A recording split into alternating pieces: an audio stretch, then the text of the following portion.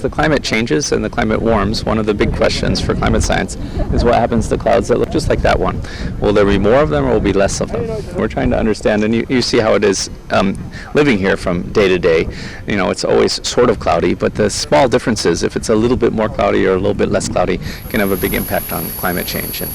This is the 7th flight for the aircraft, the first of which originated in Germany earlier this month.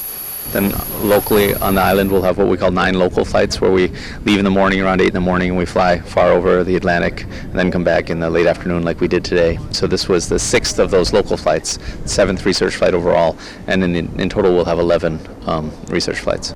And one of the major findings so far, according to Dr. Stevens, is that the way clouds behave in nature is different from how they behave in the models. This may be good news when it comes to climate change and its impact on places like Barbados. Gives me a little bit faith that they're not all going to go away as the climate warms, and maybe we won't have this this runaway warming or a tremendous warming. Maybe it'll be a bit more moderate than some of the worst predictions. It's still a very serious issue, but it seems like clouds like this maybe are a little bit more robust to changes than sometimes the models think. Now, the Institute works alongside the Barbados-based Met Institute, using some of its young meteorologists in the process, and it leases the land of its Deebles Point St. Philip base from the Barbados Museum. A team of 30, 9 of whom work on the aircraft when it does its research flights, will return to Germany next Wednesday. Ryan Broom, CBC News. Thanks, Ryan. And while some families are feeling the pinch preparing for the start of the school year, one St. Michael family is still searching for a place to call home. On June 24th, the 14-member Bailey family lost all of its possessions in a fire at their Holders Land St. Michael home. The family, which includes 8 children, now occupies 2 rooms in a building at Station Hill in St. Michael, but will have to leave soon. Family member Tiffany Bailey says they're living in cramped conditions. She says surroundings are unsafe for the children, but they have no choice after having to leave temporary housing at the Casa Grande Hotel. We was out on the road but till after training morning with the kids, and right here was only option, so we came here because we couldn't find a place, and we gotta leave the 31st. Because you were first sending paying up to the 31st, and we like the assistance for you the kids. Because from here now, we ain't a place to go. And Ms. Bailey says they've received some donations from the Lawrence T. Game Primary School, but any help, especially for the children, would be welcomed. She hopes something happens soon as time is running out for all of them. We already like the help before the 31st, because, you know, only option is back on the road with the kids. Dwayne Omar Chase, the man charged with the murder of Kadeem Joseph, has been remanded to Her Majesty's Prison at Dodds until the 20th of September. Chase, a 34-year-old lorry loader of Valerie Britton's Hill in St. Michael, appeared in the District A Magistrates Court No. 1 before Acting Chief Magistrate Douglas Frederick today. He was not required to plead to the indictable offence. Joseph's body was discovered in Britton's Hill on the 10th of June. Meanwhile, the 2 men arrested after marijuana plants were seized following the execution of a search at Fords Road, Clapham, were ordered to pay a total of $13,000 in fines or face jail time. 35-year-old Dwayne Brathwaite was fined $10,000 in 8 months or will face 1 year's imprisonment for the cultivation of cannabis. On the other 3 charges, possession with intent to supply, and trafficking of cannabis, he was convicted, reprimanded and discharged. In the meantime, 38-year-old Steve Brathwaite was fined $3,000 in 6 months or will face 3 months imprisonment for the offence of cultivation of cannabis. He was also convicted, reprimanded and discharged for possession with intent to supply, and trafficking the drug. More court news now on Daly Dennis Price, who is facing 17 criminal charges, including theft, 2 burglary, criminal damage and disorderly behavior, has been remanded to prison. The 26-year-old was not required to plead and is to reappear in court on September 6th. The National Union of Public Workers and the Barbados Vocational Training Board appear to be on a collision course. The NUPW is insisting that it cannot be business as usual as it presses to get the post of demonstrator upgraded to the level of instructor. The NUPW says the job of demonstrator at the training board has evolved and is now comparable to that of instructor at the Samuel Jackman Prescott Polytechnic. The union, in a statement, says the upgrade should not be held back in any restructuring of the Barbados Vocational Training Board, as employees there have been disadvantaged over the years. Well, calls for Barbadians to have more children have received mixed reactions from members of the public. Some Barbadians agree with the Minister of Education, Ronald Jones, while others disagree, citing expenses. I think that they should implement help for some persons in the sense of like Pampers, formula, that kind of thing. Yeah, that would might more encourage people to have kids. When I was 28 years, I had 6 children. And everyone have education and it's sweet girls. Because for a woman that got 4 children, then there's about 4 sets of school clothes and 4 sets of petticoats and 4 sets of books and 4 sets of socks. Boom. They can't do nothing, so they may stop me from getting it. We got decide to try to don't get them. Only if the ministry will be providing more jobs and so on, so that the children would get things. Only in that case, then I would agree. More children, more money there. We ain't get all that money for the children. Having more children also mean more unprotected sex. So you got to be very, very careful. He should put money in the people's lives if they want to get more children. Mixed views there, and we'll have more news in just a moment.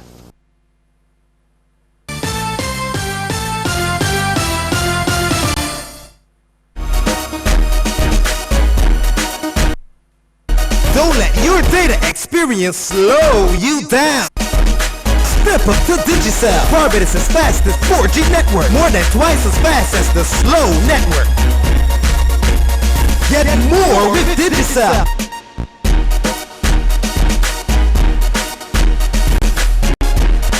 Digicel, the fastest 4G network in Barbados. Dial *153 to sign up to Digicel today.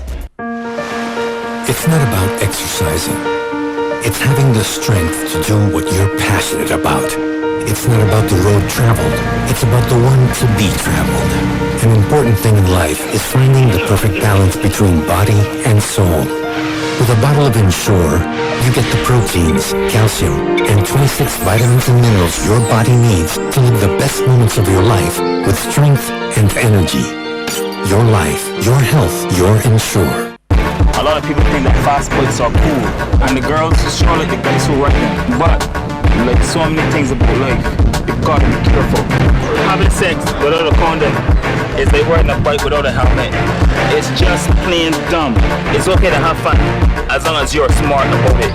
My name is Daniel the Lion Fortress, and I'm different, and I'm making a difference. Live up, love, protect, respect.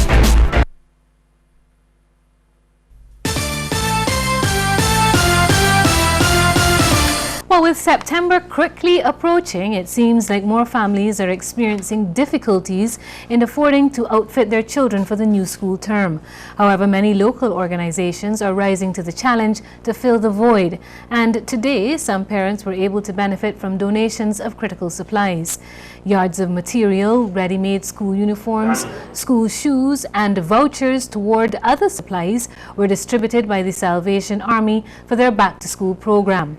Divisional Commander Major Sinos Theodore says more people have registered for assistance this year than did in 2015. He says the role of the Salvation Army is not to encourage people in need to remain dependent on assistance, but there are needs which need to be met. We realize that there are parents who have difficulties to send their children back to school. Although we cannot solve all their problems, but we want to make a contribution. And our contribution is an investment in their children, in the nation, in the future, in our future. Major Theodore says the Salvation Army operates on a tight budget and thanked Barbadians and local businesses for their assistance. Students about to enter the Springer Memorial Secondary School have been participating in a special program to help them make responsible choices and overcome challenges they may encounter in their new environment. Kent Jerson has the story. 140 new students will enter Springer Memorial Secondary School for the start of the Michaelmas term next month. To help them cope with the transition, special sessions were organized by the school with the Power of Choice and Free Mind Institute Incorporated. Managing Director and People Development Specialist Errol Griffith tells us about his message to the students. The core message for us is that I have the power of choice. The second message is the only person in the world that I can control is me. Number 3 is taking total responsibility for myself. I'm responsible for my every thought, my every word, my every action, my every feeling. He explains why this is so important. Most principals say to us the number 1 challenge they have in schools is children not accepting responsibility for themselves. But you know the challenge for adults also. And so what we started was this campaign to influence students to take total responsibility for themselves. But to bring them now to the end where we want to realize, wow, if I have total responsibility for myself, every thought, every word, every action, every feeling, it means that at any point in time I can make wise or I can make foolish decisions. And so it comes down to message number 7 after going through the process of them coming to the point saying, wow, I will make wise choices every single time. It's a concept the children have internalized, as indicated by young Destiny Hackett.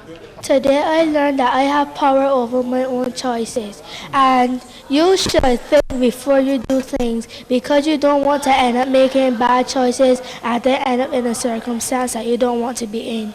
The students were divided into 3 groups for the sessions, which were held over 2 days. Kent Jerson, CBC News.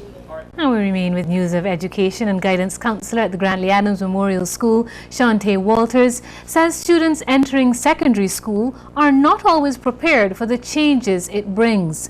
That's why she and fellow counselor at the St. Michael's School, Margaret Grant, wrote the book Entering Secondary School. The book is a survival kit for students who are making that transition. It includes topics such as puberty, internet safety, and saving for the future. Ms. Walters was speaking at the St. Michael's School as the 2nd edition of the book was launched yesterday.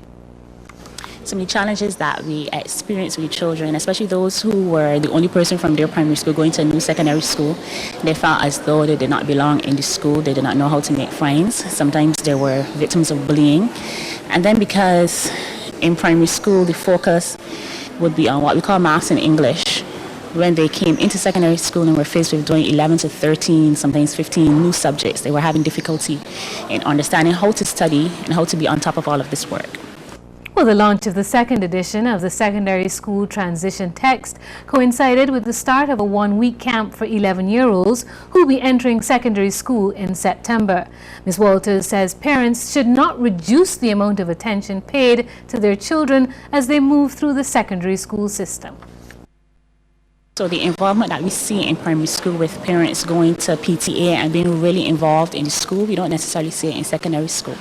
Our message to parents is, you know what, your child needs you now more than ever. So you need to not slacken up on your support, but you need to be there with this child each day. You need to sit and do homework with them. Even if you don't understand, your support is vital.